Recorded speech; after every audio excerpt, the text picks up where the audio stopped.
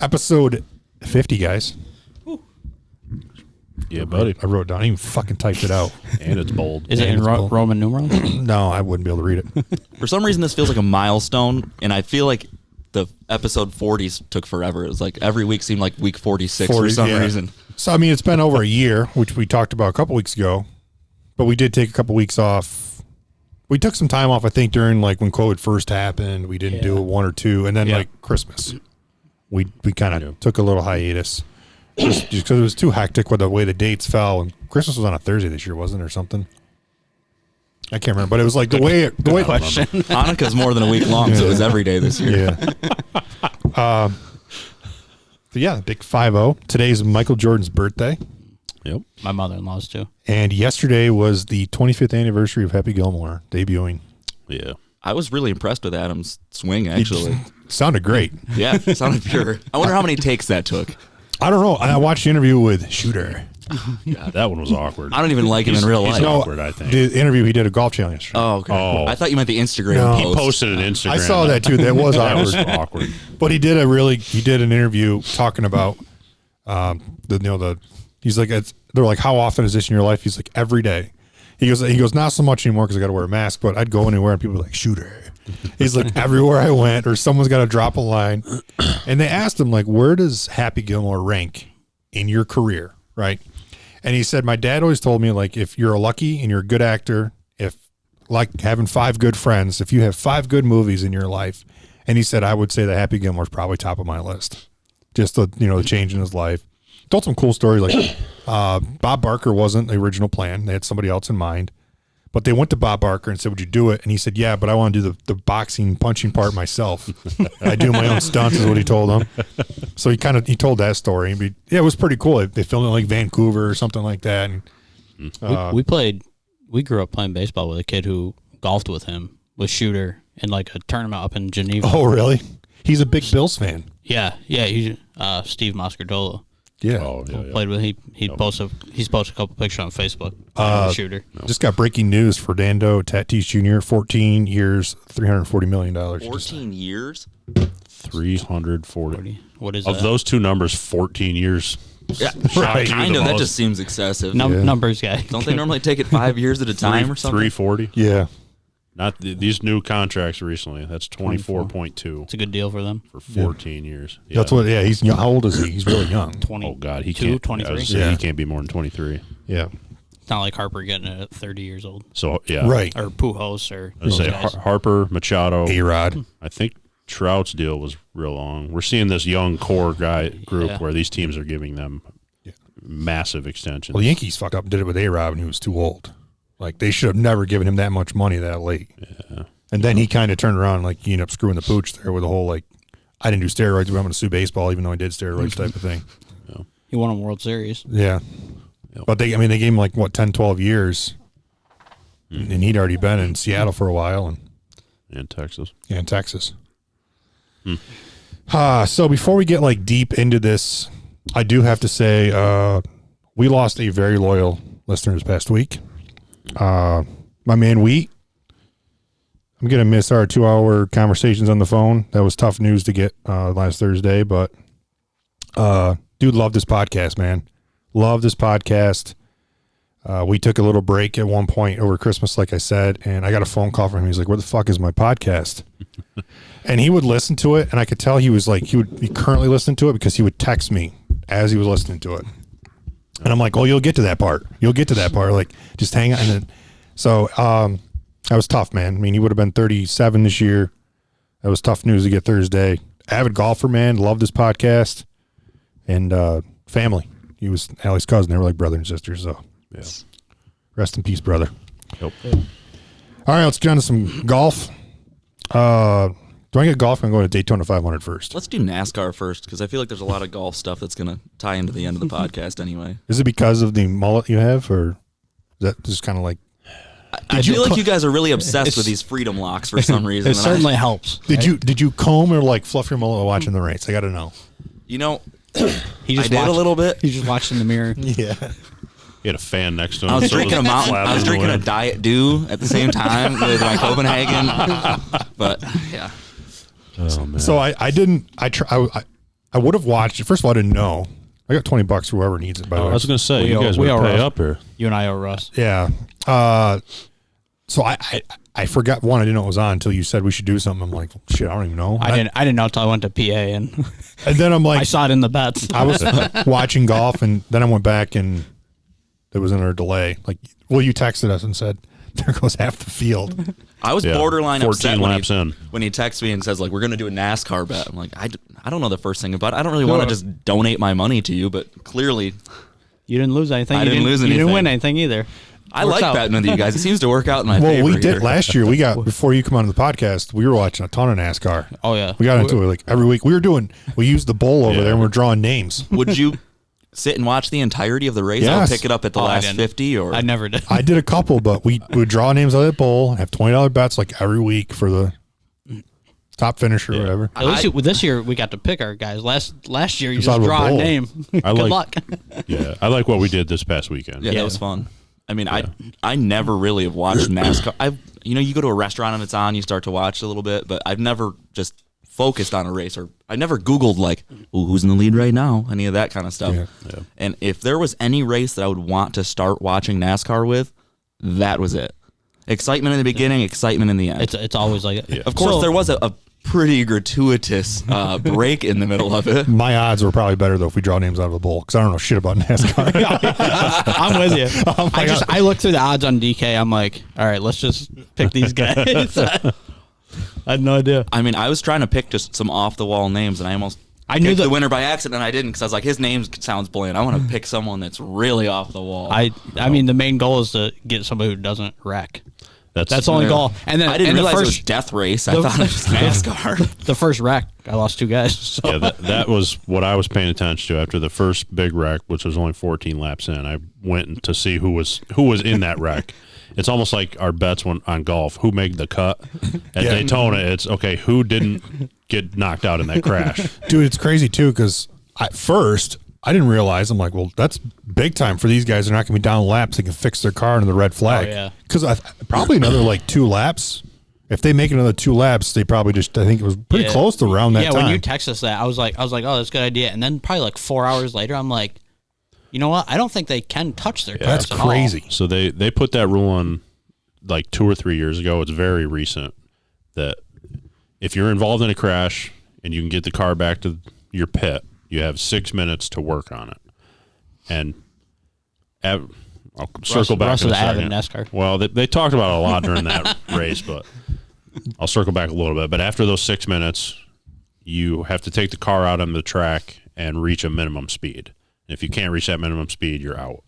It was 167 or something. Oh, I figured it was I- 175. I was to say I couldn't tell you the It was number. it was crazy. I was like, holy shit! That one car didn't have a front on it. It was like, get Yeah. going. So I think they've done that. They said so that you can't go to the garage for half hour, put your car back together with duct tape, and then go out there in an unsafe manner and cause another huge crash. So I know but in they're- motorcycle racing, my dad would say that if someone was really slow, they'd throw what they call a meatball flag. It's, I think, a black flag with a red circle in it, and it just means you're unsafe and you're out of the race because you are not fast enough. right. I always want to put one in my car so when I'm going on the highway, I can be like, get off the road, bitch. So the car you're talking about that went out there with no hood and no front fenders, and the camber on his front passenger side wheel, if you notice, was so bad that the outer third of the tire wasn't even touching the track. I think we call But that he- stance nowadays. Very true.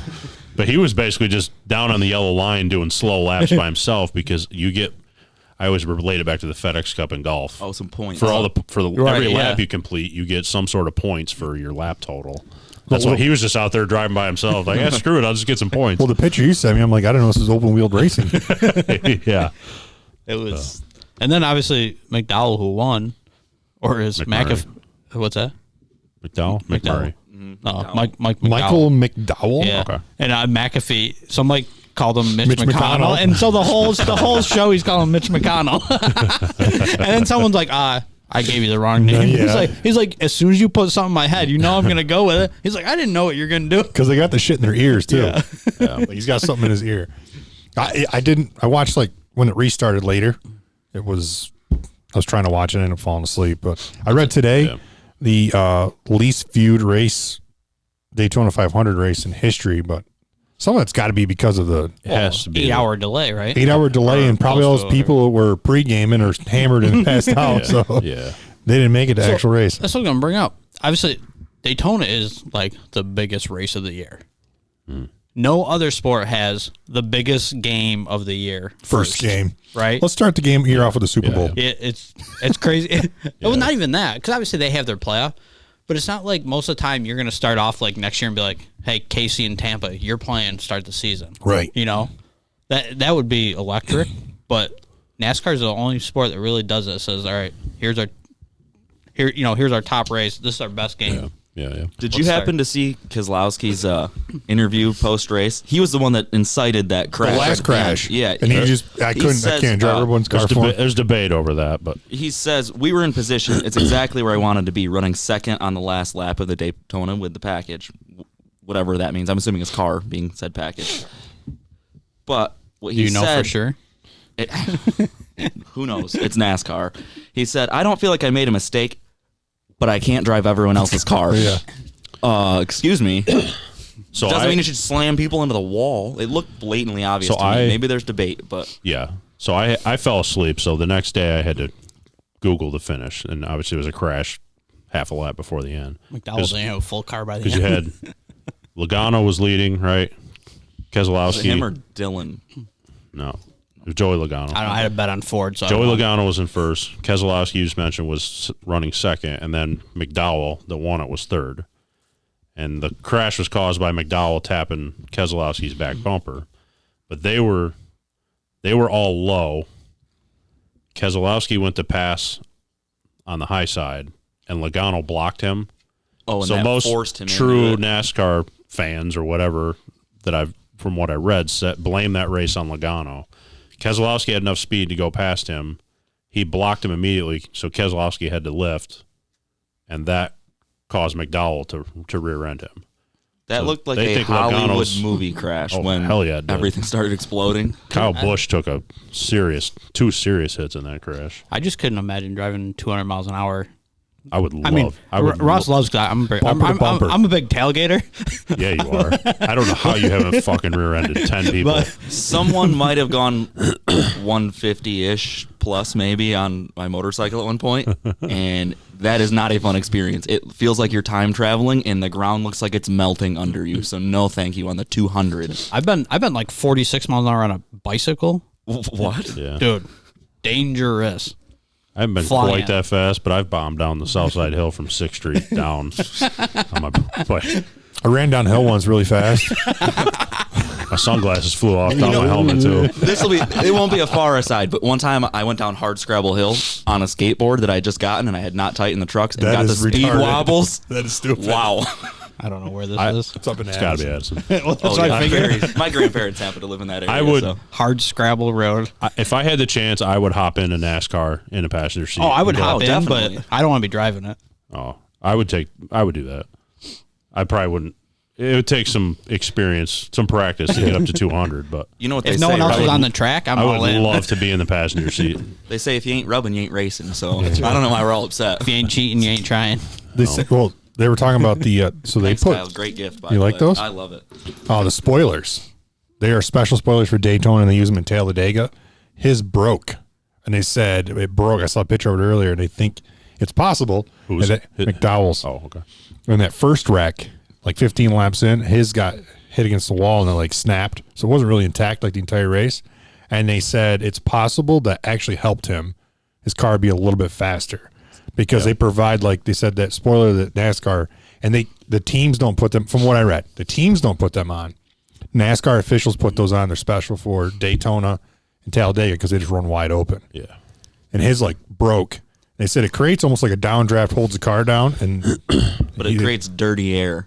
Because, like, you remember when they had those road runners with the giant spoiler? The reason why that's so great is because it put the dirty air up higher, the swirling air. Yeah. So I can imagine that if he broke that little spoiler off, was an advantage, but it's not like you're violating a They're rule huge, if it though. snaps off. They're The like ones in this- the back for Daytona are probably It's a bigger wing They're than probably usual. they're probably 18 inches. I bet. They're huge. Interesting. Google a picture of them. I'm definitely made that number up, but they're You can tell they're not. You shouldn't have said that. That they're was- at not least normal. a foot. They're at least a foot tall. They're not normal, like compared to regular spoiler. But I fell asleep. I didn't even watch. I think I watched after the restart, which it was probably like 9:20 before they got going. I thought you were doing later than that, maybe. I thought you said 10 o'clock when you texted us. It looks like something you use to Restart. I scrape said your 9. windshield. I said they're yeah. I said Oh, they're maybe. restarting at 9. Hopefully I didn't. I thought you Type said that 10. around you guys. I don't know. No, I saw the start of it, so I don't know. Was And it then, last year that was it you were here? We're watching golf in Daytona, or was it just me here? So I got a new remote, like from Time Warner Spectrum, Oh, I remember. and I thought I was going back to the channel, and I hit like back, and it didn't work. So then I like just went back to the channel, and what it did is it paused the channel I was watching, which was the race. So then like I turned it back on. I'm like, man, what happened? They have a weather delay. They're like they're only 40 laps in. The race was actually over, and then I realized like it had like paused. So I have a picture of the spoiler, so I'm going to go ahead and make sure, tell me if I'm putting it in the camera, because we do have YouTube, and if you're not watching it, you're missing out. Like, comment, and subscribe, because obviously that's going to make things better if you do so. You Give can us see input. that. Actually, from like the way your picture looks like a hair comb on the back of the car. It just reminds me of what you'd scrape your windshield with in the morning. Yeah. In Texas. Yeah, I said 9. Okay. I would have felt bad if I said 10. Either way, I saw it, but I was watching more the women's. So now tennis that than racing's anything. back, I'm gonna be watching some racing. It's oddly entertaining. It seems It like is. a great avenue to bet, because apparently they do stages Yes. in the race. How long is the stage? Yeah. Is it 50 laps or So something? NASCAR guru, can you explain stages to us? So the number of laps is based on the race, the track length and Yep. whatnot. So it all goes, again, I equate it to Golf FedEx Cup. It was basically a way for them to put more opportunities to earn points. So Break the big race into little races. yeah, so at Daytona, stage 1 was 65 laps. Stage 2 was the next 65, so that gets you to 130. So therefore, the final was 70 laps. Okay. So at the end of the 65th lap, whoever was the top 10 places get whatever their season-long cup points are. So if you're in first at 65 laps, you won that stage, and you get like, I don't even know, 25 points or something. So I have no idea because I didn't look. I'm just thinking about this. Does McDowell actually have the most points right now? I'm guessing he gets a lot of extra for winning. First race of the year, right? Or does So, like I would who the hell? I don't even know who was Denny Hamlin. So yeah, Yeah, McDowell should get a lot of points for winning the race. Hamlin won stage 1 and 2, and I think you also get points for the most for the laps that Yeah. you lead, where he would have, I believe, led the most laps. I had a bet on him top 3. You got that? What's it even called? Their point race. NASCAR Cup Series. They apparently don't have a title sponsor on their cup somehow, but That's almost impossible. it says 2021 NASCAR Cup Series standings. Because they have But- like the Busch series, right, which is clearly sponsored. Cheese it. They have McDowell listed number 1 because he's won the only race. He's only at 46 points, and Austin Dillon is actually in the lead with 58. So I'm assuming maybe he led 2 stages or something to that extent. Well, Hamlin did. Hamlin won stages 1 and 2. I Hamlin thought. finished down. He's How down does that work then? If he's McDowell has 46, Austin Dillon has 58. What's Hamlin got? Is he listed there? Hamlin is in third with 52. So, which doesn't make sense. I Could don't be really laps led understand. then. Yeah, I don't know because Hamlin Maybe- won the first 2 stages. Maybe the so. stages aren't worth as much as I thought. You'd So think a win would be like 100 points. So that way, no matter what, Right. if you win, you get to Yeah. jump the leaderboard. Well, we're gonna figure this all out when we watch more NASCAR this year. I guess it's a learning So, experience. yeah. Anyway, the stage is just a way to break it up into more opportunities to win get points. Yeah. The winner of each stage gets an extra 10 points. So it's not much. Okay. So then 10th place. What do you get for winning the race? So It must count down. 10th place gets 1. yep, no, so Less than 50, clearly. yeah, yep. So it counts down. So first place gets 10 all the way down through the top 10. Okay. Only the top 10 get points per stage. Then IFC gets points for laps, led or whatever. I believe so. I think I've Well, it heard would that have before to. too. Yeah. If Hamlin has 52, Yeah, and he won stage 1 and 2, so he got yeah, 20 20. points. Right. So there's a 32-point. All right, NASCAR commissioner, if you're listening, you should get extra points. If you bump someone, knock them out of the race, you should collect their points like Mario Kart when you collect coins and whatnot. I like that. All right, let's talk about some golf. Pebble Beach Was that sigh because you're excited for golf, or you're disappointed we're moving on from NASCAR? No, I'm just feeling weird about the sport right now. It feels like we're in a real transition stage. Okay. But we can get into that. Yeah, we can, because I wrote that down. I have on my notes, crazy stretch of golf. Weird. I didn't have that written down. So. Well, Berger won this week. He's actually my first star of the week. He had 4 eagles, 2 on Sunday. Yep. And a couple lip outs. Did you see the highlight reel of the lip outs? And he shot 7 under to win the tournament. I got to be honest, I was rooting for Spieth. I kind of wanted to see him get that monkey off his back 2 weeks in a row. I kind of called him out after last week at Phoenix, saying that, going forward, we've got to see if that one round was lightning in a bottle or if he can replicate that going forward. And I think he proved last weekend that he's finding something. Yeah, I still don't think he's gonna win until he gets his driver. He said his driver was he's missing both ways too, which makes it 10 times worse. He said his driver is. I watched Sunday. He did an interview with Steve Sands or somebody, and Steve Sands basically said Jordan told me that when he was winning, he was hitting his driver on the string, and he's not hitting his driver very good right now. This week will be a good test for him because you got to be accurate at Riviera. Yeah. Yep. So yeah, I think I wonder too at watching a Sunday. I think he's played on the big stages. He's been there, done that, and won a lot. But you got to have something as a competitor in the back of your mind, reminding yourself like it's been a while since I won. Oh yeah. And I felt like he was very tentative on. He did it at Phoenix too. He was very tentative with putts. It was like he didn't want to back up, so he stopped getting aggressive. Yeah. And then you back up by default whenever that happens. Yeah. I felt like Sunday at Phoenix and at Pebble, he got very conservative. Yeah. Mm-hmm. Just didn't want to hit putts. You said that you noticed he had a 2-way miss, and it reminds me, we have a great listener, Rupert, who happens to be one of our local pros. When I was in high school, we had played around, and he had told me, you're playing well, but you're missing to both sides. And Jack Nicklaus always said you have to cut half the golf course out. If you're only hitting a cut, I'm lefty. So if I'm hitting a cut, the right side of the golf course is irrelevant. I can put it on the right edge. It's never going to go right. I can always cut it back into where I need it to. That's why if you're having a 2-way miss, we got both sides covered. Well, yeah, there you go. If you have a 2-way miss, you're basically up Jits Creek. You have no idea where to miss it to. It's a great show on Netflix. If you know that you can only miss it to half of the course, then you've basically eliminated half the problems. Right. Pause. Great show. Yes. You got to give the first season give it time to warm up. I'm sorry, I missed that. I was talking. What you show? said Schitt's Creek. Schitt's Creek's great show. I think my parents watched that. So. On pause. I've probably had 10 people tell me I got to watch it. Yeah, I've been stuck on Wentworth trying to get through that. It's like Is that one of those British shows? It's a prison drama set in Australia in a women's prison. Oh yeah. Probably has the most twists and turns I've ever seen in a show. It's very good. If you guys want a good documentary, I texted you guys the other night. Operation Odessa. What's it about? Drug cartel. Basically, them going to Russia to buy basically like submarines and helicopters. Yeah, man. Dude, it's wild. If we're gonna go around quickly with our there's still one guy on suggestions. the run. There's still one guy like running and hiding. There's a reward for him. I don't know. I don't think you're gonna find him. We got guns and shit. Last night I watched American Psycho for the first time. Wow. Great movie. Awesome movie. Makes me want to get a really nice business card. Paul Allen's business card. Look at that. We'll get into it off there. I got a couple other ones you'll absolutely love. I watched one. I can't think of the name of it. Barely remember. It was based on a true story of a guy he worked for the FBI, and he was the one that came up with the term serial killer before they knew what serial killers were. They call me that every morning. Wow. Yeah. The worst dad joke didn't come from Adam. I didn't even drop that one. Anyway, this guy, it was based on a true story. He would go around and interview what he classified as serial killers. You go to prisons. He interviewed Manson. He interviewed like Charles Manson. Sounds like a fun conversation. That would be interesting. I would do that. Bonkers. He interviewed him, and they said that Manson was very charismatic. He went to interview him.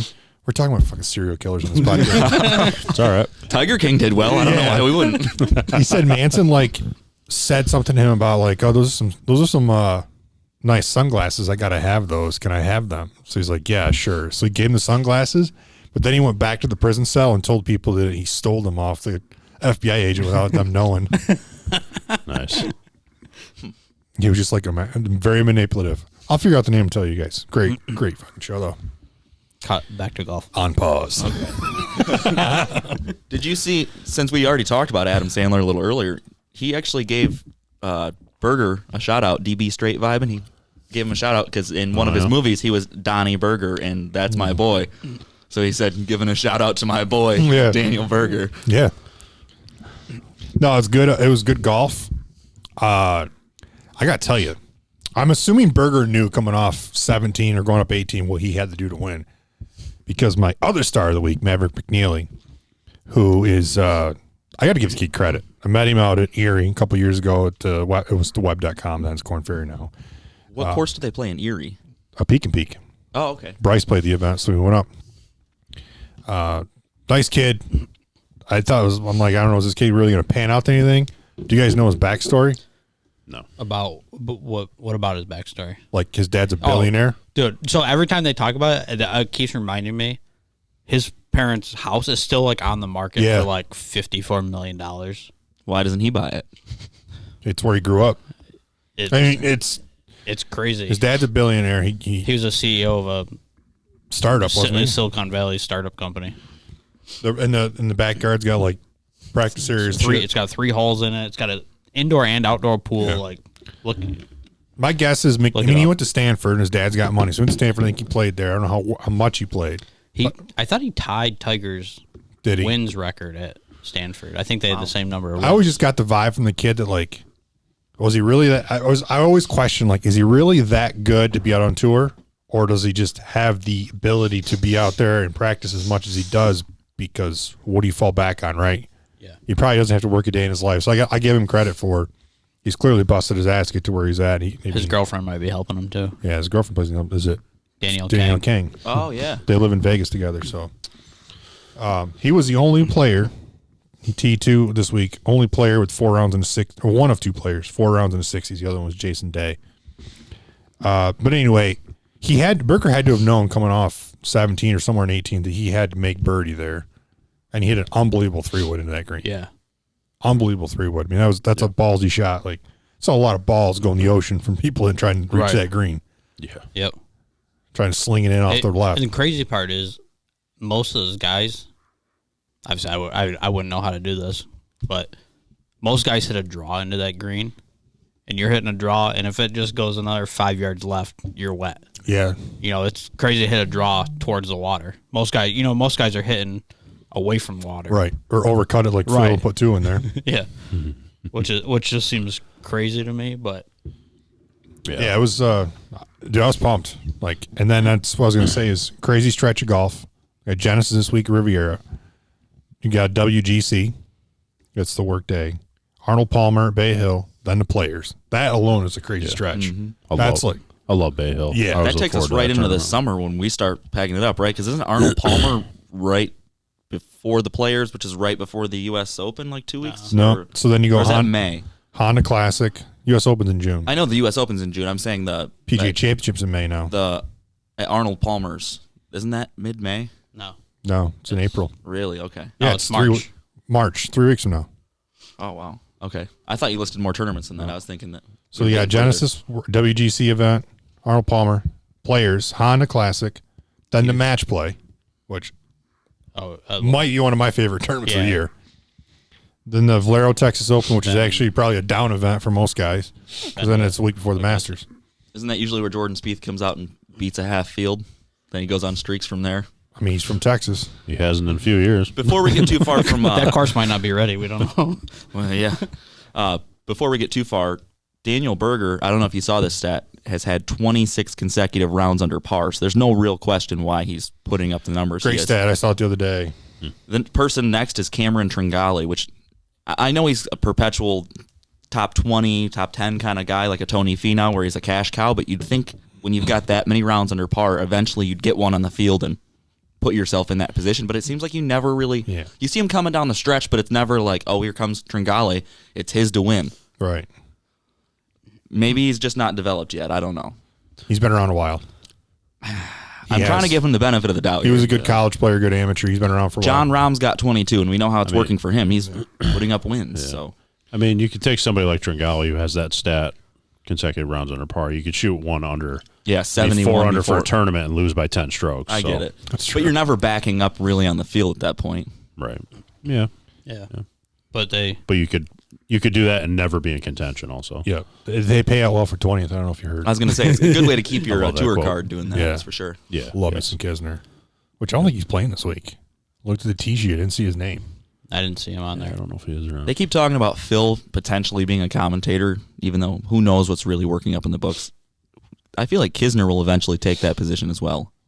I don't think he would. I don't know. I think he's more like just very He'd be relaxed. suited for it. I that's think for he sure. would, but I don't if they think let he him would. drink, I'm a huge fan of Kisner. His personality's come out, especially with the Foreplay podcast guys. I view him as like a great podcast listen. I don't think he's polished enough to be on a they might network blackball that, broadcast. Yeah. speaking of Phil and podcast, did you guys watch the Padraig Harrington or listen to any of that with Yep. the subpar guys? Did you hear the story? No. So Phil and Potty used to have like bets and stuff when they were like playing the same events. Like the loser had to buy dinner or something like that. So they were in like, do you see like Singapore or China or They were somewhere off the wall where you wouldn't really expect people to walk up to you and know who you are as an So American. they figure out like, oh, we're going to go to the steakhouse, and Phil like plans it. You know, Harrington's got to buy dinner that night or whatever. So they go to the steakhouse, and he said, Harrington says, I show up, late or on time or whatever. Phil's already there. He's like, and they got us like in a private room, like away from people. It's Phil and Bones and Harrington and his caddy. He said, we're in his back. and the sommelier. Yeah. And then they're back there, and he goes, I walk in, he goes, I don't drink wine. He goes, and Bones doesn't drink wine. He goes, and he said, Phil doesn't really drink wine. That seems very well. He said seems there- very odd to me that Harrington doesn't drink wine. He's Irish, too. They probably just drink Whiskey. Guinness. Yeah, but or well, whiskey. maybe. So he's like, I walk in, he goes, there's like 4 bottles of wine on the table. He's like, and then like some kid comes up and says, hey, can I get a picture with you? So the kid comes in the room.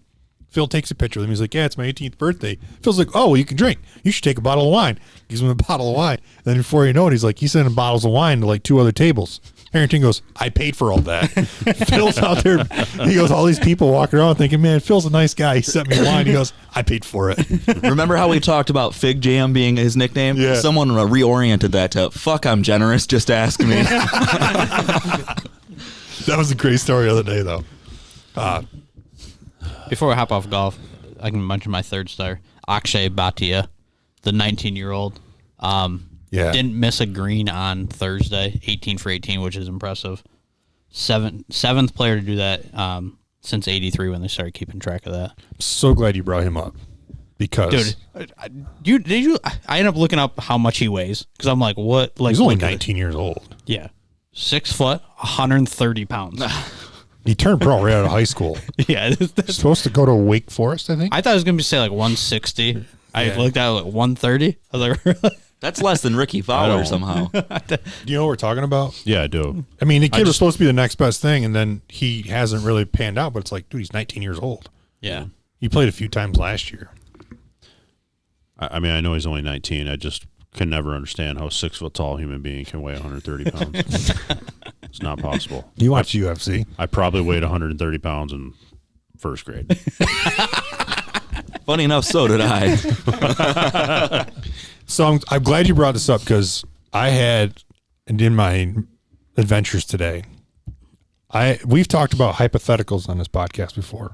Mm-hmm. Things we would change with either rules of like baseball. You guys have talked hockey, stuff like that. Mm-hmm.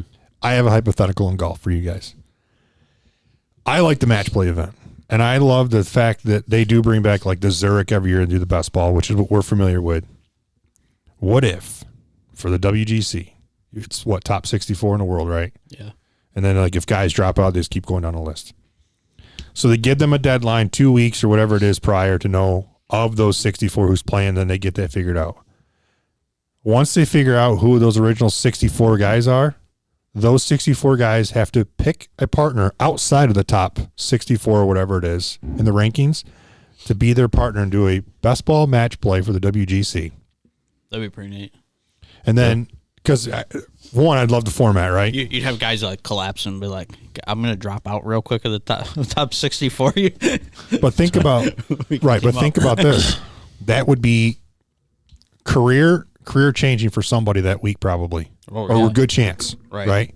Yeah. And I thought of him Yeah. because he's not. I mean, there's a kid that probably He's 19. He's probably still like getting his feet wet. Goes to an event like that, he can play a little more relaxed. He's known to just make a lot of birdies, but he makes a lot of bogeys. And someone picks him up and they go play in an event like that. That'd be career changing for him. Yeah. Yeah, that'd be neat to see. Yeah, we see obviously with the Zurich, like you mentioned, we see some guys end up getting their 2-year status because they win there. I was thinking, I'm like, man, first of all, I love the match play event. And I know guys don't like going because they're like, well, if I lose, I'm out. Even though I think they get paid because of WGC. Yeah. If you show up, they get last place money like all those guys that lose. Right. But it's like... And you automatically get 3 matches or whatever it is in your pool. Oh, that's right. They went to a pool or whatever. Yeah, You're right. I forgot about that. You automatically get a couple matches. I forgot. That's what they did. But I thought about them like, what if they had to pick somebody outside of that top? Like, whatever. If let's say all 64, top 64 sent them in. You have to pick a partner from 65 on. Yeah. To be your partner. Just like Duke. I'd love that, dude. I wouldn't leave my couch. I still love how Spieth and Ryan Palmer teamed up in the Zurich because Palmer's caddy beat Greller. Oh, he's like if I beat you, you got to be my partner for the Zurich. Oh, I didn't know that. Yeah, it was some like bet that Palmer's caddy beat because they're both from Texas, so that's how they like teamed up. By the way, I heard grumblings the other day. They're talking about taking a U.S. Open back to Chambers Bay. Ugh. Well, without Mike Davis, maybe it won't be bad. I don't know how much influence he had on it, but I feel like anytime he's involved, DJ will learn to putt by then. Dude, I remember that week just being awful. Like Ian Poulter said, if it wasn't U.S. Open, I would have withdrew. Like the greens were that bad that week. He's like, he goes, none of these guys want to be here putting on these greens. It's a shame for that course because I've had a lot of friends go play it and it's just a pure track, but they tried to push it to its limits and for the Open. Sometimes you just can't do that. Right, I'd be curious what it looks like now because obviously when they played that, wasn't it like open like 2 years? It was pretty. It was a really new course. It was very new, so I'd be curious now. Obviously, it's been 5 or 6 years, maybe longer than that. I have no idea how long it's been, but yeah, that was just a train wreck that week. I remember Poulter being like, "This is unacceptable." If it was like just a 2-hour event, he goes, "I wouldn't even play." That's a POA course, right? I'm not sure. Because I remember it being just excessively grainy to the point where, you couldn't read putts. You didn't know it was going to go left, right, left, right, left, right. Because they overcut it, too. There wasn't that much grass on the greens. Mm-hmm. What a shit show that week was. It looked aesthetically bad, too. It looked like the poor thing had the mange. Yeah. I heard that the other day, and I was like, please don't. Mange. Sorry for my hillbilly reference, I guess. But they just replaced Mike Davis. It's... the guy he was the commissioner of the LPGA Tour. His last name's Juan or something like that, WHAN. He was the commissioner of the LPGA Tour, which they didn't know where he was going to go a few weeks ago when he resigned. Turns out he's going to be the CEO of USGA. Good luck with that. You suck, go again. Jesus, dude. Did you guys see the video today of Rory? I think it was from today. Rory just torched the USGA and RA. They brought up the distancing again.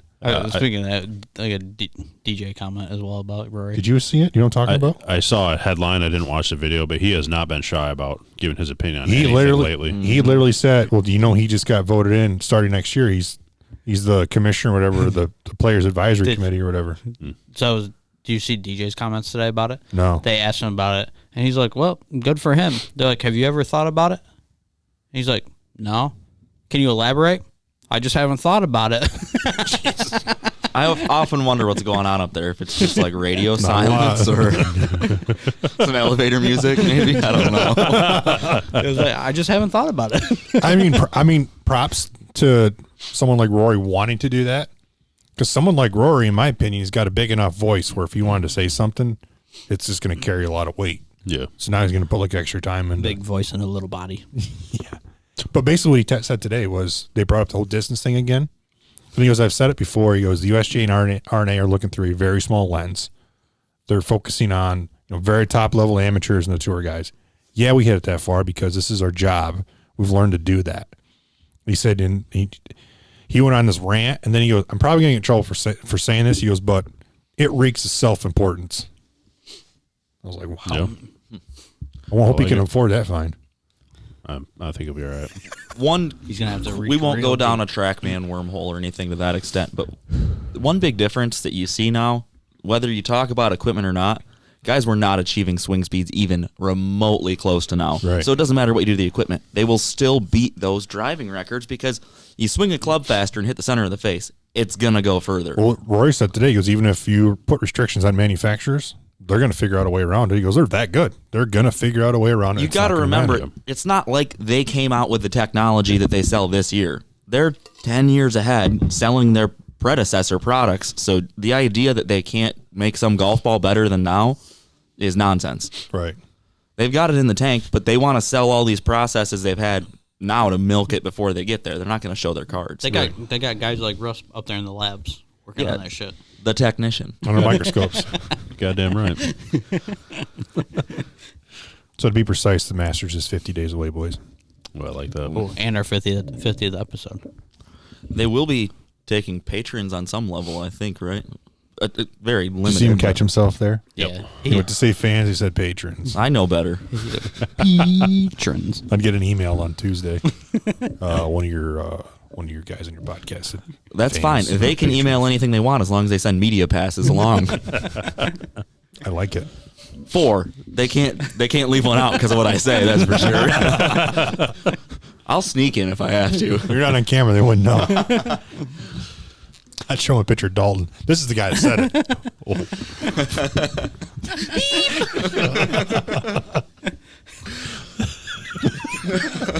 Whoops.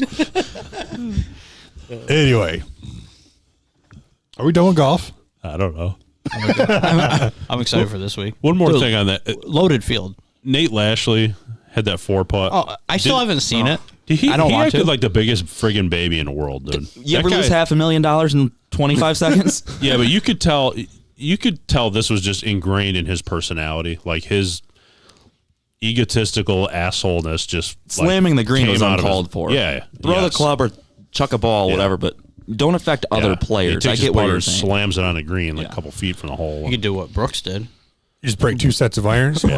Brooks broke Yeah. irons after Mexico and Torrey Pines. Sat in a room by himself, broke irons, listened to loud metallic music. I don't know. Before we move I'll on take from those golf, iron heads, Brooks, if you're getting rid of them. Do you know Lashley's we'll get story? there.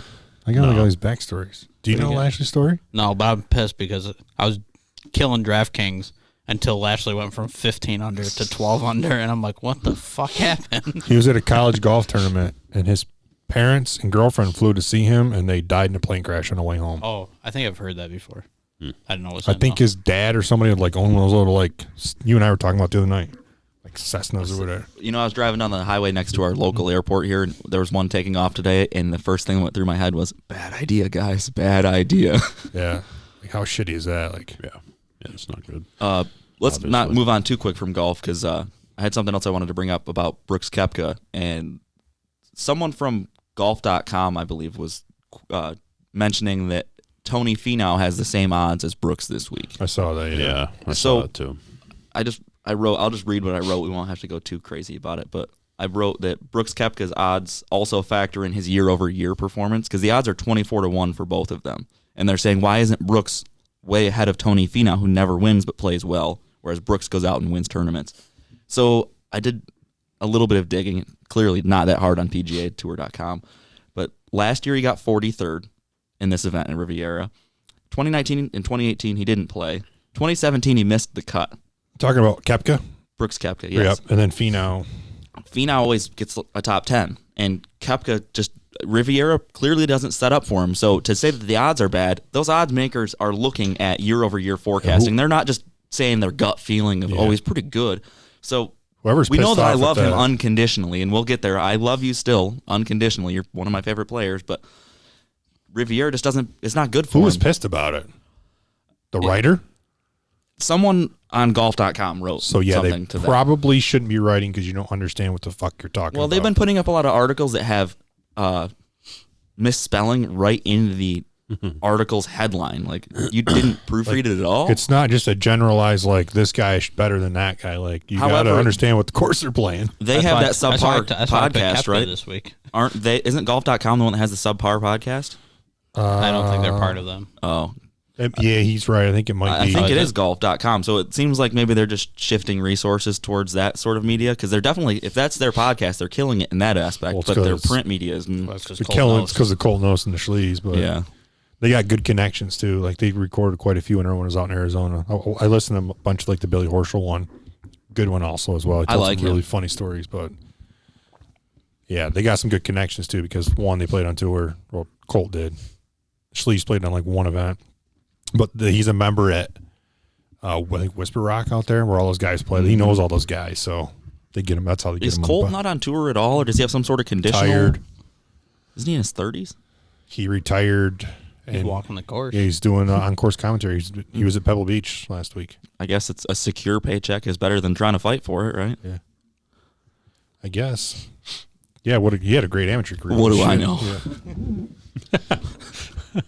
All right, we done with golf now? Sure. So I have a question for you guys. I want to get Russ riled up. Well, I sent him. Yeah. That's first time in a while. Yeah. I sent you a text the other day of him like flopping. So Yeah. now I want all of your opinions. LeBron said that when the NBA shut down in like 2012 that he could have played football and would have made an NFL team. Okay. Do you think so? Yes. Yeah, I do. I think he He's could have been a tight end, an elite tight playing end. basketball. I assume he's got good hands. He was a good football player in high school. Haven't you commented on that before? What? I swear in one of the past episodes you commented that he would have been a good football player. Statistically in his measurements and stuff, he could have been a problem like mega because height-wise, speed-wise. Yeah. We have had this conversation. Yeah.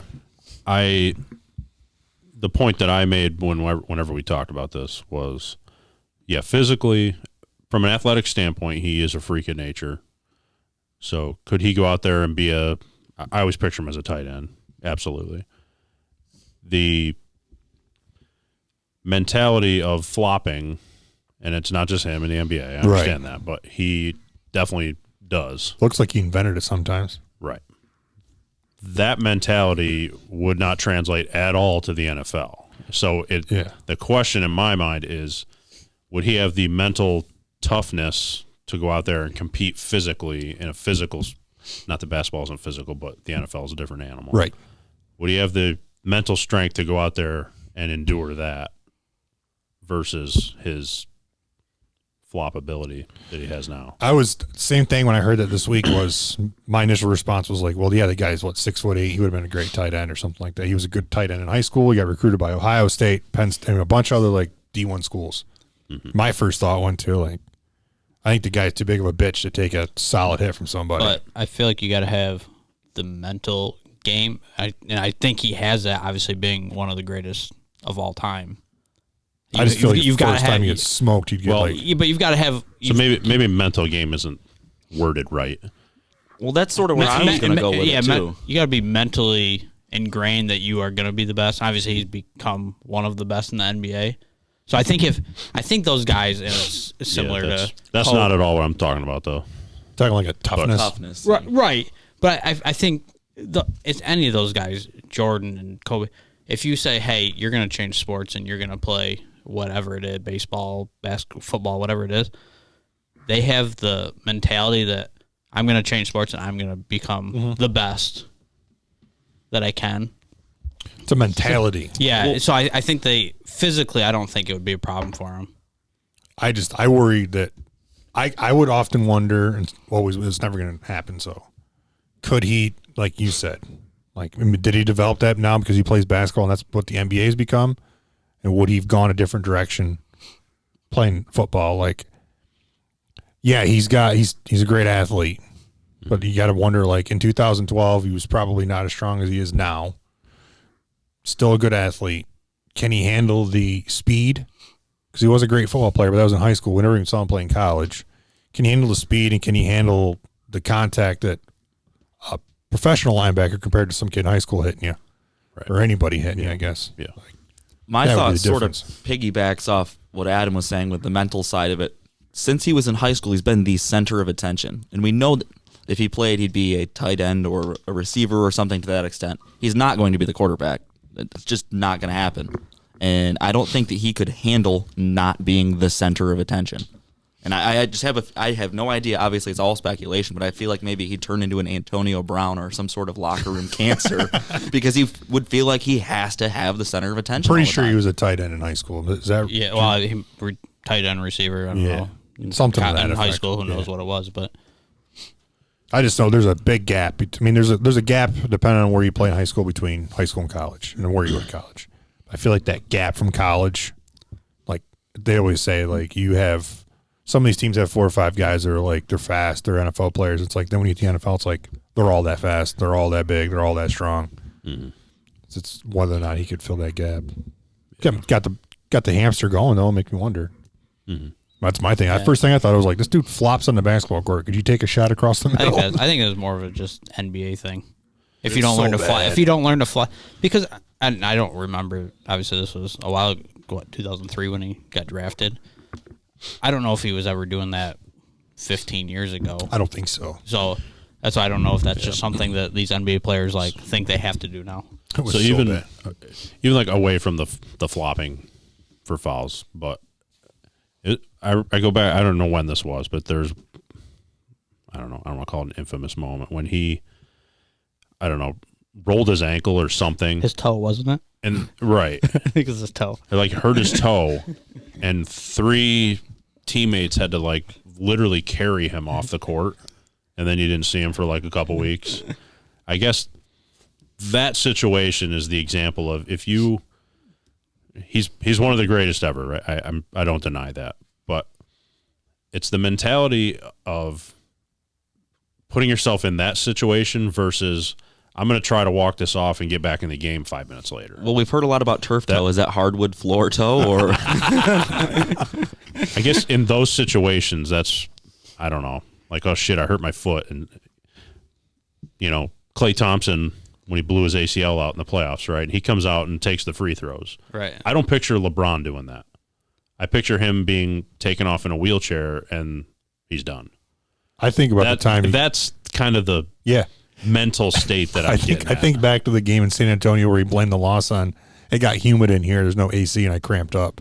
Right. Like you've never played outside in the middle of summer. Right. So can that guy go play a football game in Houston one week and then Green Bay the next week? I think he could. I think it's more a mental thing than exactly. And I don't think he's got. We'll never know. He's a princess. It's what it is. It really is. Yeah. I mean, I don't like the guy, but I know one of the, I won't say a few highlights, but a highlight of Stafford is getting hurt, separating his shoulder, I think, and then they take him off the field. He was mic'd up for this. Yeah, and he says, no, put me back in, I can do it, and throws the ball with the separated shoulder, and then walks off the field, going into the mic. So you think LeBron with a little twisted up pinky toe is going to go out and do that? I just feel like he's always, throughout his career, he's proven the opposite of that. AD stumbled off and then I'm like, oh man, it looks like he tore his Achilles. Yeah. I'm like, oh, that's not good. And then like a day or two later, he's like, he's got a calf strain. I'm like, dude was grabbing his Achilles tendon. Like, if your calf hurts, like that's a little higher.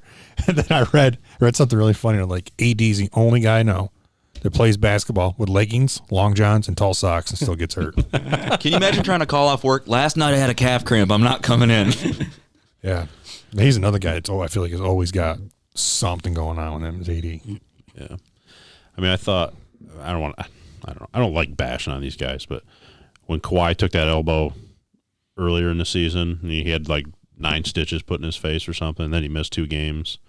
Like, how many times in hockey do you see a guy get their face cut open, they go back, get stitched up, and they're back there the next game? Yeah. And if it's real bad, they'll put a cage on their helmet. Right. It was, to me, it's almost, it can't be a coincidence that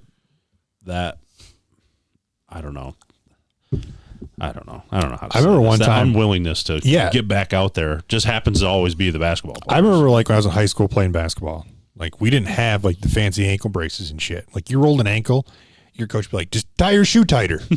Like that kind of shit, right? Yeah. He'd come or up you with get the big brown ace bandage. didn't even do that. Wrap around. Swelling will hold it still. Yeah. Middle of the game, just tie it tighter. We'll tape it at halftime. Just that kind of shit. I remember one time I dove for a loose ball, not thinking, like just going for the loose ball. They had waxed the floor like days earlier. That couldn't have felt good. No. And it was just like the friction of jersey, wax floor. I still used to have like a scar on my stomach from it. It cut me wide open. He's got hardwood burns. Straight up risky business on it? No, you didn't slide. That's the problem. Hardwood burns. Yeah. That shit hurts, man. The raspberries, but then they wax the floor, it's fresh. Like, it looks good. I'm like, it sucks playing on it. So I go down. I think I'd rather go down on like a playground court. You want that dusty court? Yeah. The dusty court. You So I slide hit all this these- thing and I'm standing there like in a timeout, and like I come out of timeout and they're like, ref goes up and goes, you're bleeding. I'm like, what? And I got this patch like this big on my jersey, and I'm like, oh man. He's like, you got to come on. I'm like, can't I just tuck it in? He goes, no, you got to go change jersey. So I run off the floor. They take me in the back of the locker room. We had extra jerseys. They didn't fit, but I still changed. I wore like a medium, like just squeezed it on, and like We called it a schmedium. I it think. was so bad. They like patched me up with like gauze so it wouldn't come through, and like my only option was like a medium jersey. I'm like, that was LeBron. He'd be like, that doesn't fit. Yeah. I'm not. I don't look good in that. I mean, I never played baseball beyond high school because I blew my knee out at the end of my senior year, so I didn't get to play at Corning. But you think as a catcher, the number of foul tips I took off my head, my bare hand, my nuts, Inner thigh. I was going to say the my inner thigh toes. where there's no pad. Oh you my take God. a foul ball right off the beanbag, and you're expected to catch the next pitch 2 minutes That was later. the only position I never played So, in high school. You know, I ain't getting back there. but to me, that was just part of the job, if you will. Yeah. Whereas, yeah, And let me tell you, Taylor, LeBron's out there, and Please tell me. our coach, if you didn't, even like in January, if a ball was down on the ground and you didn't get down and block it, oh my God, yeah, start running. yeah, that was. You know, I blocked everything 'cause I wasn't running. when I played Little League, they called me the Wall. So The wall. that's all I'll Well, say I'll one about up that. you. That was more of a hockey thing. The wall and Russ, so I was the walrus. Okay. I guess you trump me because I was just Russ got Taylor that- the Wall Willis. Russ was a goalie too. He's got that stop Yeah. back. The two Backstop. worst positions in sports for your knees. Now, Awesome. That's you why two, his knees are good. you both played Little League, right? Both of you. Yeah. Did you play like all-stars and stuff like that? Yeah. Did you practice every day? Yeah. 2-a-days? No. Not 2 a days. No. We did 2-a-days like 2 or 3 times a week, but we practiced every day. And then I know people we know, they talk about their kids in Little League. I'm like, oh, you got practice every day. Oh, no, they It's don't. like Tuesday night once a week. They practice like twice a week. Oh God, no. Yeah. I think it was every day except Sunday because I think you couldn't practice. I practice every day. But when we weren't practicing, I was over at Northside Lodge with my dad Yeah. fetching fly balls. I had a key to the gym. Yeah. I could get to the That was your outside. only key on the ring at that point. It was a phone call, like not from a cell phone either because they didn't really have back then, but I had the cord phone. It was Zach like Morris style. 30-foot cord on your kitchen. You pulled it out and you wrapped it around everything. You go let me into the batting cage. Those were the days. Wrapped around his neck. Yeah. You could like answer the phone and stir your dinner from like 40 yards Taylor away. still has no clue what a cord on a phone is. I don't know when you think I was born, but So a telephone. You used to be able to put your finger in it. I was gonna say when I was a kid, we had the rotary style where you had to. By the way, I had the worst phone number. So and where I grew up, the last digit is 9, right? You get Of the first 3. Yeah, I got you. The last Used to be anyway. They've the changed last it. 3 digits of my phone number my entire life, it still is to my parents right now, was 999. Like stretch your wrist out before you dialed that phone number. well, good thing if you're home, you didn't have to call. Yeah, that's true. But you'd be your grandma's like, well, call your mom. You're like, all right, yeah. You guys think I'm that super young? I've made a collect call from a payphone, so I guess I can't be that young. So you know what payphones are. So you've been in Yeah. jail. You've been in jail. You've been in jail. You are receiving a call from. Yeah. Don't brag about that one. I have not been to jail, actually. Thank you very much. Prison. Don't take this podcast off the platforms, please. We know he's not allowed near a Chuck E. Cheese They've since changed names. or I school. was just gonna say, do they still exist? So when the DoorDash thing popped off, they switched and remarketed whatever the name of the mouse, the Chuck E. Cheese mouse, like the robotic band that comes out. Was it Chuck? No, it's something really Italian sound, and they changed. Ratatouille. No, it's like something Lino. Or something. Miguel. No. They have rebranded their pizza Google under some fancy Italian name, and they sell it on DoorDash. It's Chuck E. Cheese garbage pizza that they sell through DoorDash to keep their doors open. Can you imagine ordering it like, oh, this is a fancy new place, and it shows up as a shitty Chuck E. Cheese pizza? Wait, didn't Chuck E. Cheese get a couple of them get in trouble not too long ago because they would reuse pizzas? Do you remember this? Yeah. Yeah. Someone would like order a pizza, not use all of it. What do we got, Russ? Do you know what the E stands for? Edward. Enlighten me. It's entertainment. Charles Entertainment Cheese. What a name. Chuck E. Cheese character. Do you remember? We're going way off topic. Do you remember? Russ, do you remember? Oh, you guys might too. Pause. Discovery Zone. Discovery Zone? Yeah, dude. Oh, man. That was the place. I lost my pants one time. Pasquale's, they call it. What? Can you imagine, like, you ever tried that new place in town, Pasquale's, and it shows up a reheated frozen pizza? I thought you were saying the name of the mouse. That's what I That's the thought. robotic mouse that comes out on the stage. You know when you go there's like the robot band? No. I guess you guys are too old, but if you were my age group, there's a robotic band at Chuck E. Cheese. He was Creepy as he was a hell. rat from 1977 to 92, and then they rebranded him as a mouse. Mice are cuter, man. Mickey Mouse is not Mickey Rat. That's right. I did not expect to be Googling Chuck E. Cheese, the character. So When I came crockpot over here recipe, you tonight. take the rats. I'm just kidding. No, you're not. We've already had scroll talk. At one Edward. point, I don't know who Bushnell is. That's a Nolan rangefinder. Bushnell was the founder. At one point, Bushnell decided to change the restaurant's name to Rick Rat's Pizza. Here's your However, history Bushnell's lesson. group believed that a rat as the name of the restaurant would not be appropriate. So they finally decided on However, Chuck E. accurate, Cheese. though. Let's be honest.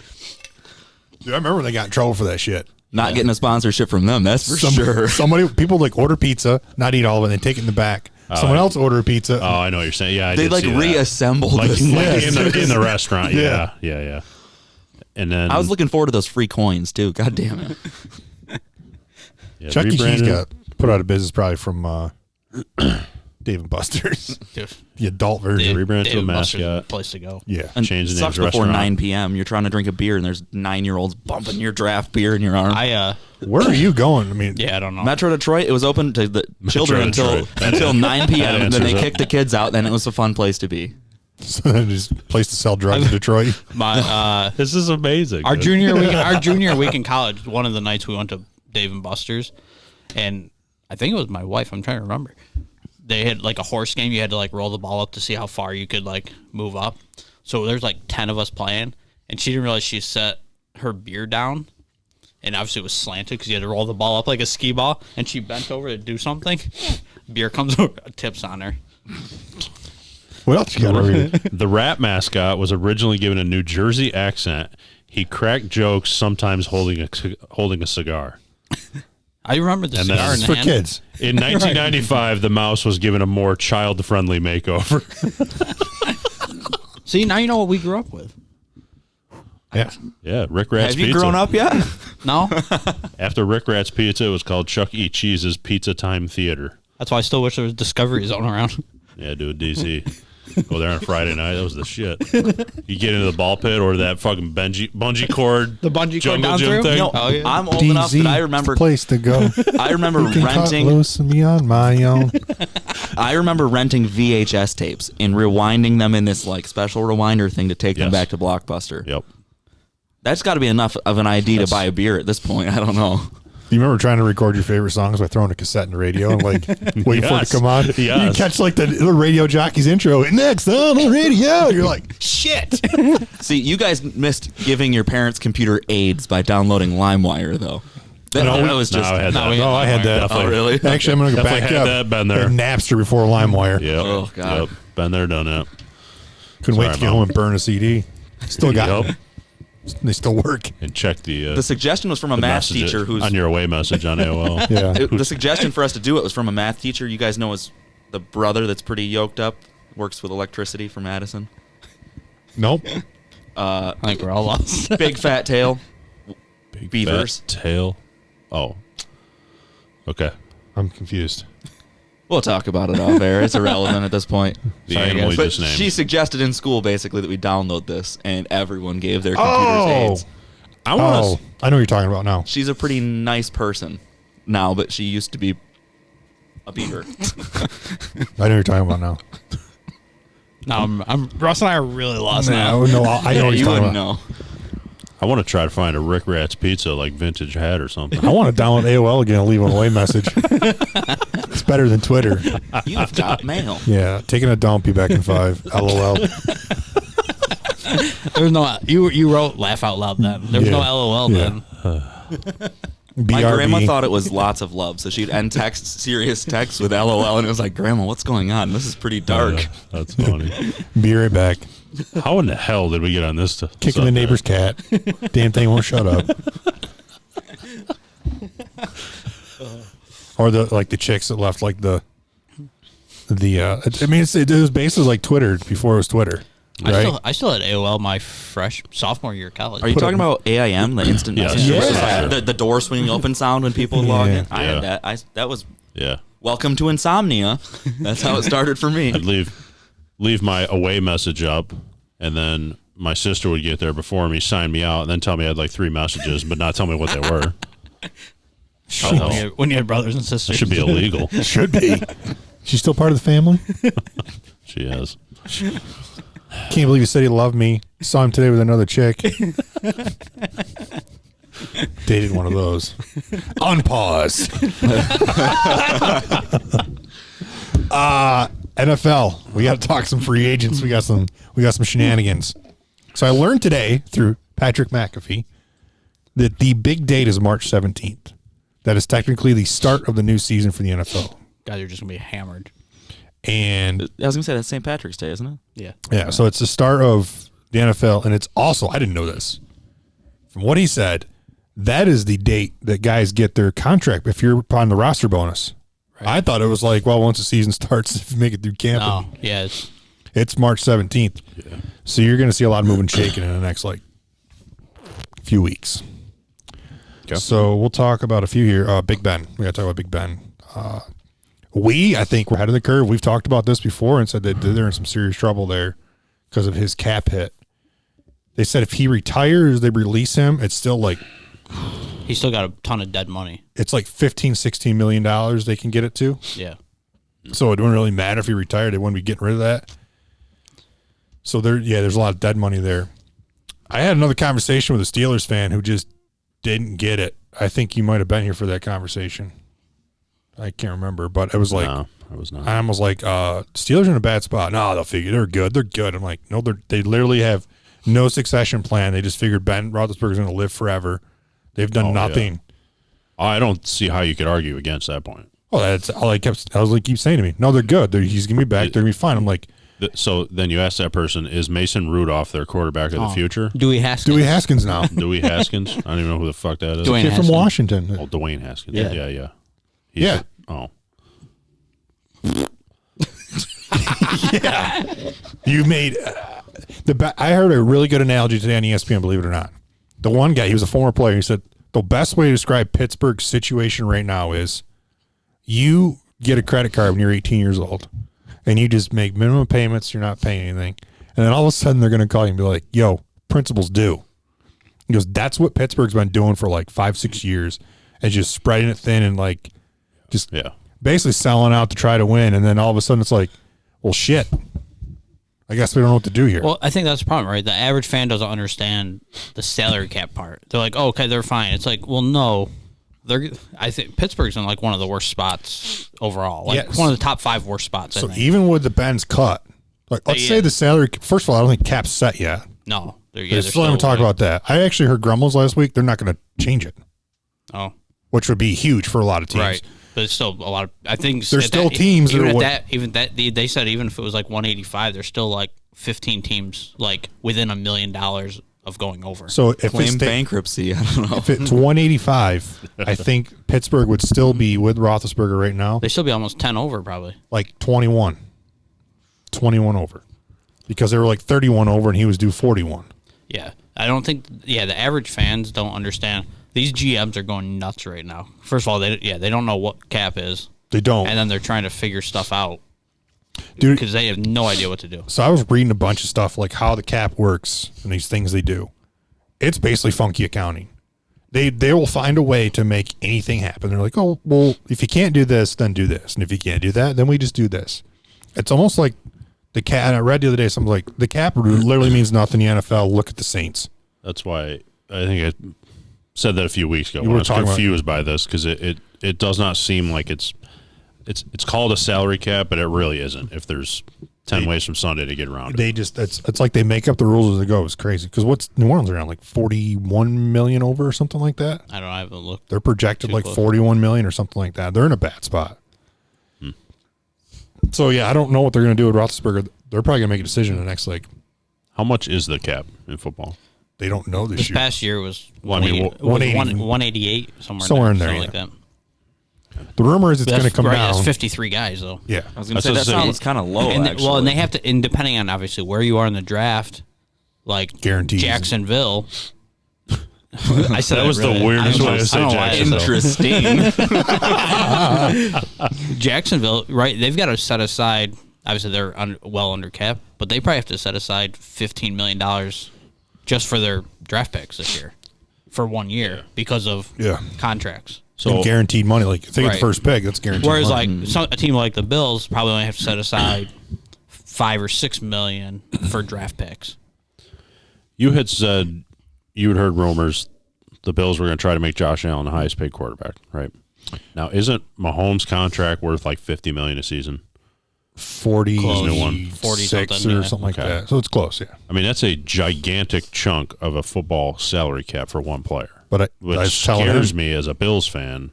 So it was 185-ish, 188 this year. Rumor is 175 next year because salary cap is based off like revenue and stuff like that. Right. There has to be a TV deal kicking in because I sent him a link. They have it projected like what was like 225 or 227 next, like the following year. Yeah, like 2022. Like it was a huge jump for like another like 4 or 5 years.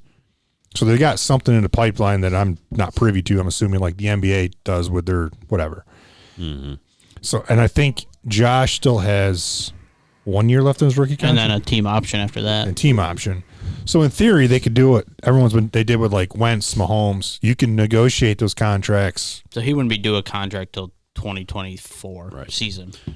But they decline his option, right, and basically kick that contract in, or yeah, they could. Yeah. But you're probably not going to do that, obviously. Even at $40 million, if the cap was 225, that's 20%.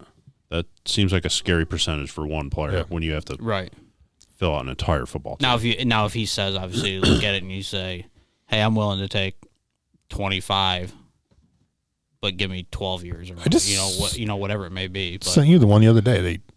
Some of these teams right now are already like, was it a lineman from Green Bay I sent you?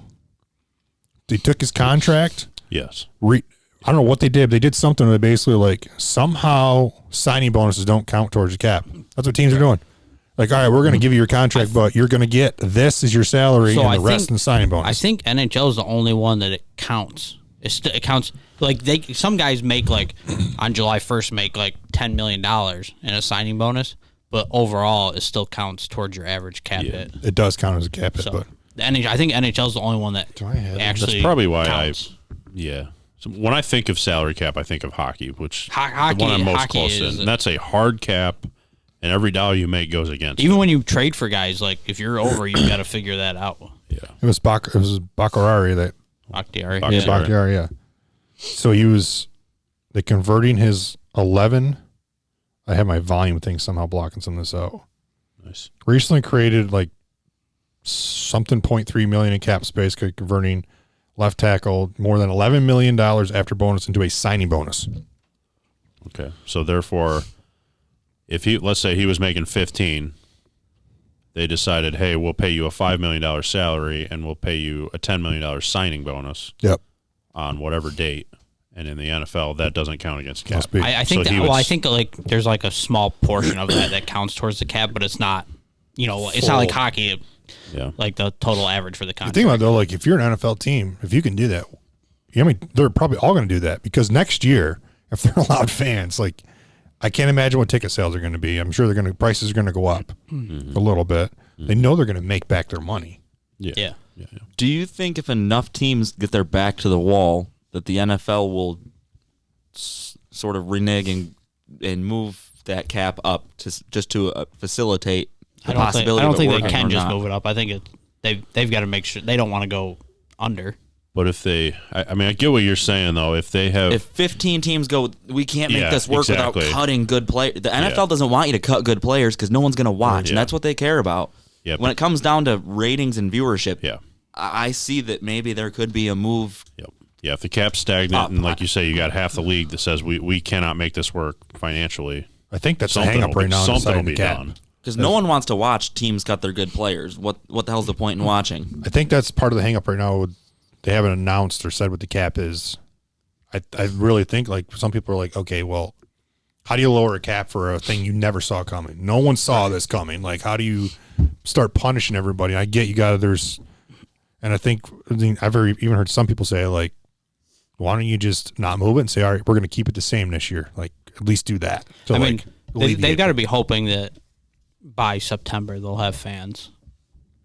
I would think so. Most teams, you know what I mean? Like, at least at a 25 to 50%. Yeah, even if it's 25-50% capacity is a hell of a lot more than they were getting. Most stadiums, that's 25,000 people, something in that range. Aren't most of them 50 or 60,000? Yeah, somewhere in there, 50 to 70, somewhere in there.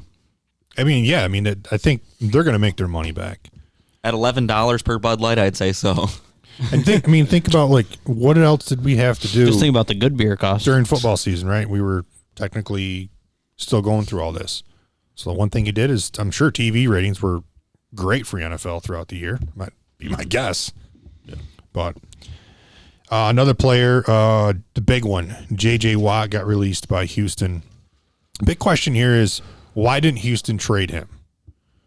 And the best answer I could see from this was, if you traded JJ Watt, he was due, I think, $17 million, I heard.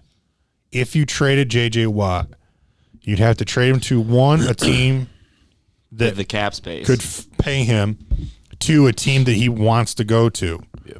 And making those things work, it was just better for both parties to just release him. Yeah.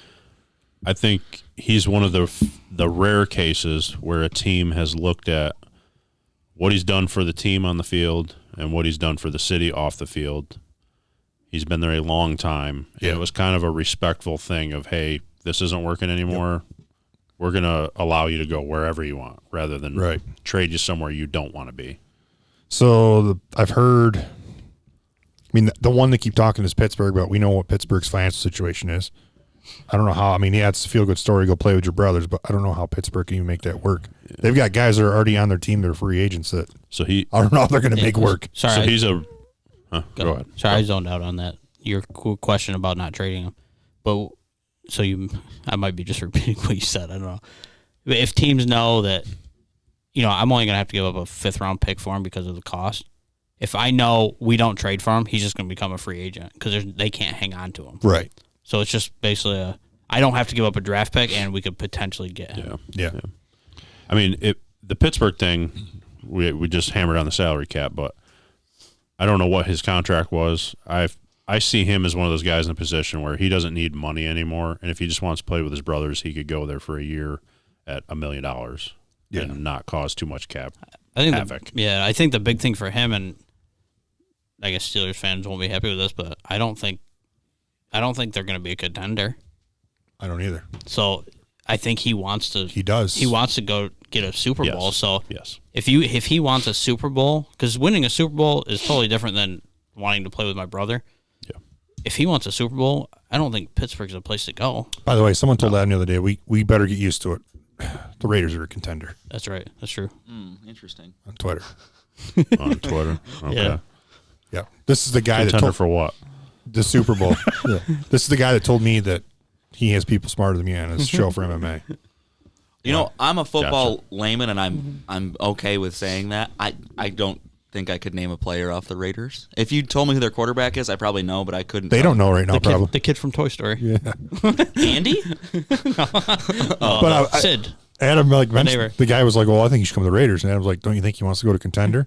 He's like, you guys got to get used to it. The Raiders are a contender. 8-8's not a contender. I'm pretty sure Mahomes is still sitting in front of you there. So yeah. Good luck with that. Whatever that guy wants to bet on the Raiders next season. Let me know. I'll let him know. Yeah. So teams I've heard for JJ Watt, this has been like pounded on the last day and a half, is Cleveland. They said Cleveland's a big one. The Bills and Green Bay. I've seen the Cleveland rumor. I mean, let's give Cleveland credit. They are making a turnaround, so it's not a and the big question is his health, right? Can he stay healthy? If he can stay healthy and is a secondary pass rusher to Myles Garrett, it's a pretty good two-headed monster there. He's only been not hurt once in the last few years. It was like 2018. There's another team though. I think that can jump in contention quickly. Who's that? I'll let Russ go. So as a Bills fan, it 100% depends on the contract. If he's willing to take a short, cheap deal to try to get a Super Bowl, I don't have a problem with him on the Bills. If he's looking for a 3-year deal that is making $20 million a year on, then I want no part of him. Right. I do. If he's willing to do that, I do think the Bills are a realistic location, and you mentioned Green Bay. To me, those are 1 and 2 in my whatever order, but Because he's from Wisconsin. yeah, to me, and as long as Rodgers is there and playing at an MVP level again, which there's no reason to think he won't next year. Yeah, Salty. Those are the 2 in my mind over Pittsburgh. What were you thinking? Yeah, Tampa. I heard that losing. too. They're losing Shaq Barrett, who's their defensive end, and they're like 25 under the cap. Are they? So, and if he wants a Super Bowl, where else? I mean, Yeah. there isn't a better place to go, I guess. But He tweeted today, he's like, free agency's wild. yeah. Yeah. And then, dude, I love the people like they're like wild. Buffalo Wild Wings, Buffalo. Yeah. The Minnesota Wild hockey team photoshopped him into one of their jerseys. I was like, okay, we'll make it work. Oh, Jesus. Well, he's a good skater. I've seen video of him. Yeah, yes. I yeah. Tampa makes sense too. I was still listening to Lombardi on McAfee. I think it was yesterday. I think he was on there yesterday. And Lombardi used to be a GM, and he goes, in my experience, this happens every time a big free agent hits the market. He said the only time I remember more than 2 teams actually showing legit interest was, I think he said, like what, Reggie White or something like that, when he hit the free agent market. He goes, other than that, it's like there's 1 or 2 teams that have legitimate interest, and now with social media, you have all these teams get thrown in the mix. And Yeah. I read something today that Watt has interest in going to Buffalo as well as Buffalo has reached out to him. I think Buffalo. I think it's down to those 4 teams that we just talked about. I think Buffalo has become a place where people want to go now. Yeah, I think he's gonna get like 10 a year, whether it's 2 or 3 years. I'm guessing 2 years, 20 million total. The Deshaun Watson, what a mess this is in Houston too. This has become a let me know when it's over and then we'll talk about it kind of situation. I agree. As far as I'm concerned, I at this point I see the guy still being on Houston next year. I think I said that last until week. he's traded, Yeah. it's not news, in my opinion. They're saying he's not going anywhere. The rumor is the Panthers made them an offer that included McCaffrey. But if you're Watson, why would you want? They were going to give up McCaffrey in like 3 picks. Yeah, It's like, why would you go from a team that went 3-15 to a team And like you take their best player off the team. you take the best. Like what's that's a worse situation unless you just can't stand Houston, the city I or think the organization. The more it's coming out, it seems like that's more. it's the owner player issue. Yeah. Yeah. which more than anything. But all leads back to the question for me of, well, why'd you sign that contract? The big one. Yeah. If you could, I assume, be a free agent at this point and go wherever you want. 3 Exactly. picks seems kind of ambiguous too. I just feel like wherever you trade him, they're going to have to give up a lot, which means they probably don't have a lot of long-term succession plan, and you're just going to go to a team you hope you win. Yeah.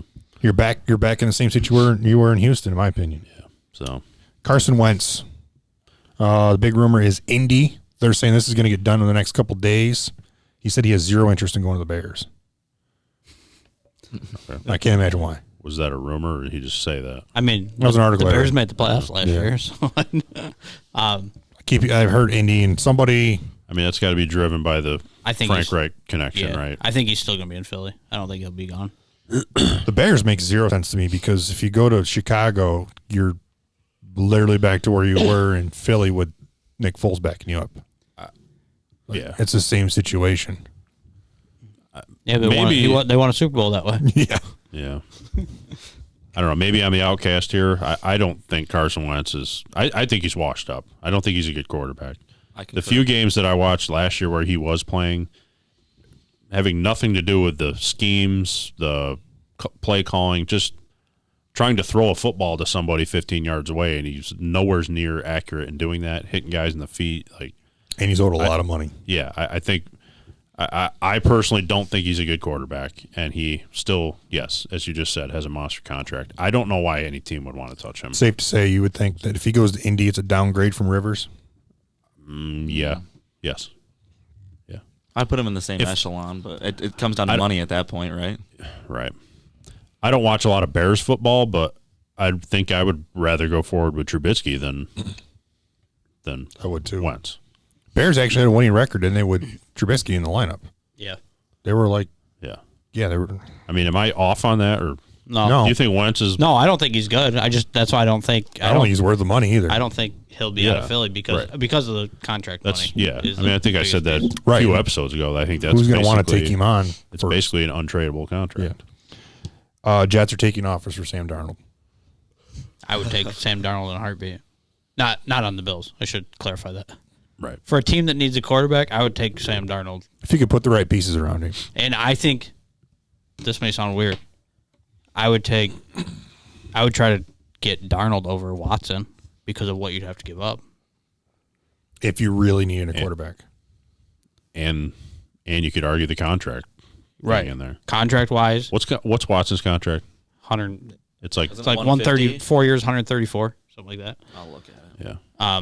I think I would try to get Darnold over Watson because of contract, and I think Darnold is still good. Yeah. He was in.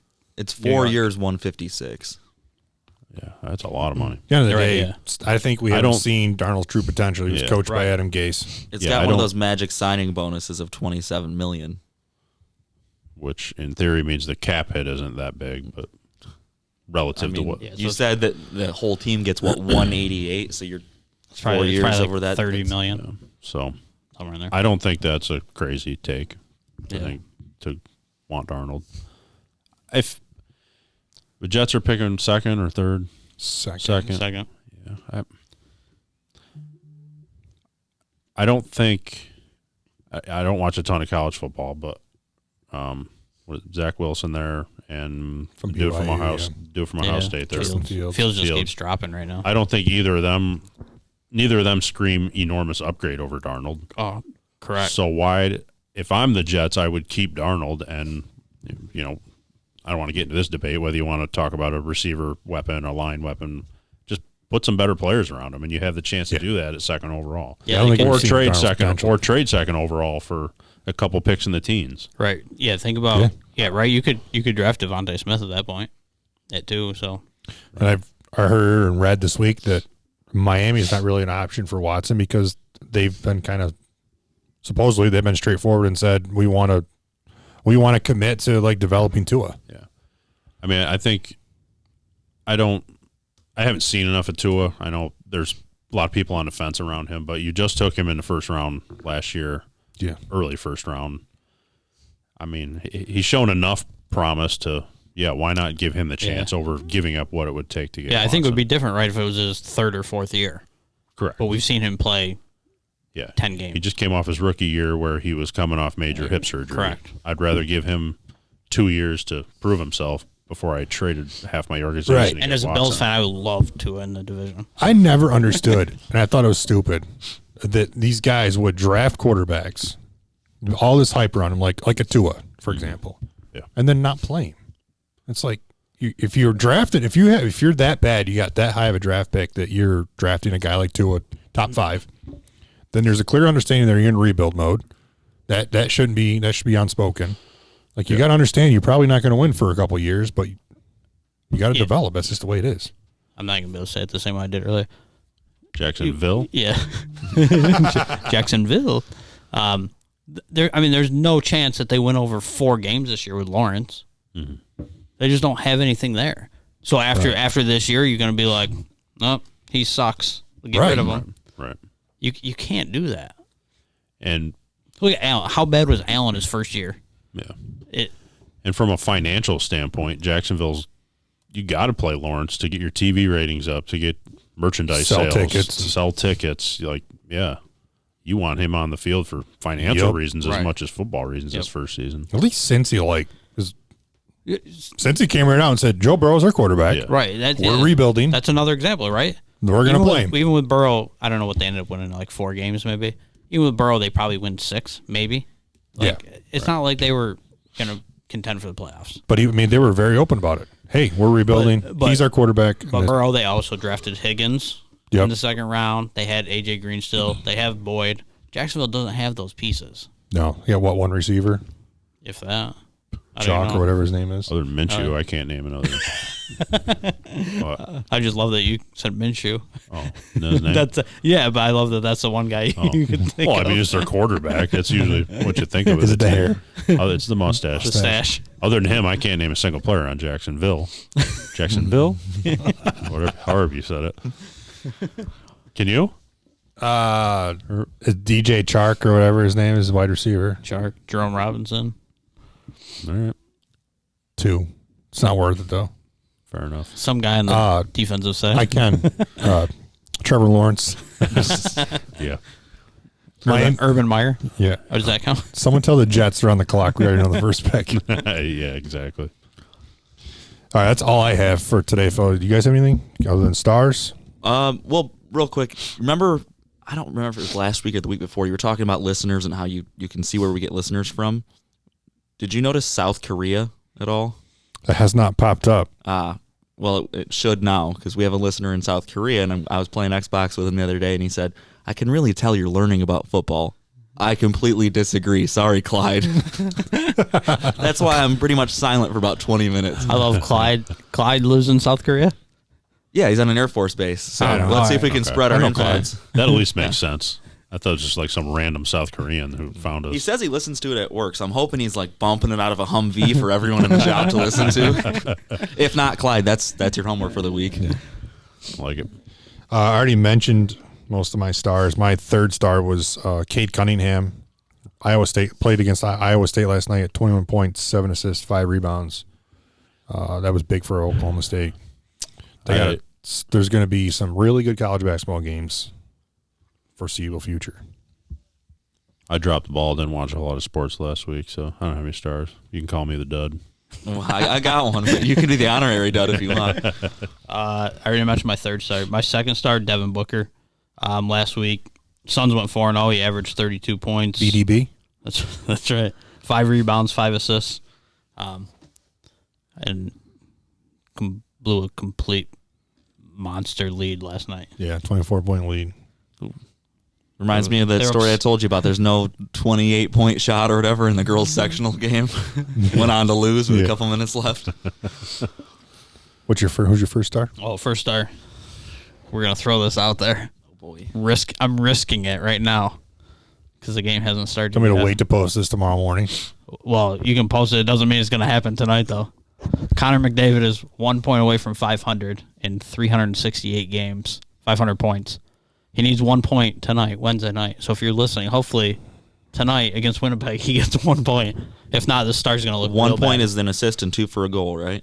No, or 1 for each. One for assist or goal. I don't either understand why they don't weight that differently, but continue. Assist or goal. He just needs 1. So hopefully when you guys are listening to this, Who are they playing tonight? Winnipeg. So hopefully he gets a point tonight. Duh, Jets. We got about 5 minutes till game time, so. All right, Mr. Dud, what do you got? Oh, sorry. I thought we were going to go around the ring a couple more times. I didn't even have it pulled up. Well, we got no stars. They already said theirs. I didn't have shit, so Yeah. we're over All right. So we talked about him earlier, and I made it clear that I love him unconditionally, but Brooks Koepka gets my dud of the week, and I'm not going to free ball. I wrote a little bit, so I'll read what I wrote. You should wear underwear Hopefully then. you like it. Brooks Koepka admitted online to snapping sets of irons. Not singular irons, but sets. Now, don't get me wrong. I love a good club throw. We know that. Sometimes A 5 throw? or 6. A throw or a snap? Well, hang on. I'm not against snapping the shaft of a club. Maybe you should talk to my deceased 4-iron in my trunk. One of golf.com's insiders, I'd like to assume that means Tour Pro because half of their articles are horribly written, so I'm hoping if they have an insider, it's real, said, I think he's gotten plenty of offers for club deals, but Koepka and his team are just asking for the freaking moon. But at this point, do you admit you've priced yourself out of the market and take a lower number than what you've been asking, or do you stick to your guns? They're clearly doing the latter right now. If you thought equipment companies didn't want to pay you enough before, imagine how much they're willing to offer someone who will blame their poor play on the equipment. Brooks, True. you're not selling yourself. I love you, but you gotta. If you're gonna do that in a private round, why are you posting about it when you're trying to ask for a lot of money? Plays Mizuno's, right? Irons? Yeah. No, He just switched, right? He's playing Strickland now. Oh, Right, that's a key, Yeah, right? I think he he did have. he can play he whatever broke he wants. two different sets. He has no contract currently, so he's got a mixed bag. But He won with Strickland's at Phoenix. Oh, did he? Yeah. Because when he was playing Mizuno's and he won, he had the JPXs. He was playing. Yeah. it said after he won, I think it was did he win the U.S. Open that year? Yeah, Said that he went back to Mizuno and said, I need a new set with odds because that's all he had when he practices the odd numbers. odd loft degrees or just odd numbered irons? Like odd numbered irons, like 7 iron, 9 iron. How many wedges does he? That seems like if you just had the odds 3, 5, 7, 9, you've only got 4 irons in the bag. That's the 5 wedges. That's you got 9 clubs. You had a couple different Driver. woods in there. Okay, so that's He 10. just said that's what he usually would hit When he practices. Oh, okay, okay, gotcha. Yeah. I A lot of guys have went to this, right? Didn't Justin Rose just get rid of I guess a his? high-bid 2 woods and a putter. That's 14 clubs. The worst Did it thing that way. Rose ever did was go to that Hamna. or Right, whatever. but then he left. He just left them. Yeah, it right. didn't So now last. he's open. Think about how long Rory was open for, like half a after year. Nike dumped him. Yeah. So I think If I was a successful player like Brooks Koepka, you've got a bunch of money in the bank. You're gonna go out and win tournaments and win a bunch of money. I don't know if he does, but if I had like a clothing sponsorship, I would not commit to a club sponsorship. Because we know that Nike will pay a $200 million contract, so why worry about clubs, right? I would play what works for me. Yeah, I would rather have the ability to go, hey, I want to play a Callaway driver and Titleist irons, and all of a sudden my Cleveland wedges aren't working, so I'm going to switch to Titleist. I want to have that flexibility. To me, that flexibility. he doesn't need the money. Right, that's what I mean. If you don't need the money, that flexibility is worth more to me than having the additional contract. Some of these guys probably still pay him like he's playing with the TaylorMade driver. I believe so, They're yeah. probably like, oh, if you play this, They probably pay him still, if he likes it. Well, here's the even thing. though he's not under contract. If you're listening, you made it an hour 36 minutes. I guess you've earned the rumor, so I'll spill it. I had heard throughout the years that Tiger was not playing Nike irons. He was playing Mizuno irons with a Nike stamp on them. Yes. So Same with putter, right? who's to say that Brooks can't The Cameron. Oh, yeah. why can't Brooks have a little decorum, sign a big deal, and then continue to play whatever clubs he wants with a little fancy tag that says otherwise? Because he's not Tiger. Touche. Yeah, give him a few more. I don't think he's got that capacity, but Yeah, I don't think there's another player out there that has the ability to negotiate that into their equipment deal. I'm just saying if it's been done before, Yeah, understood. But there's too many guys now. Tiger was the guy.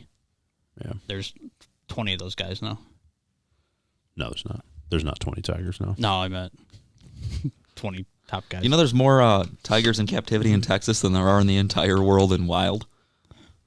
No. I did not know You that. do now. Fun fact of the day. The answer is no. We did not know that. All right, well, if that's it for today, guys, don't forget to water your cactus before you leave. It has not been watered since last It's only week. been a week. That's all right. I'm not going to kill it. All right. It doesn't rain in the desert for a while. It snows, clearly. There's no desert in Texas. All right, gentlemen. Geography. Until next week.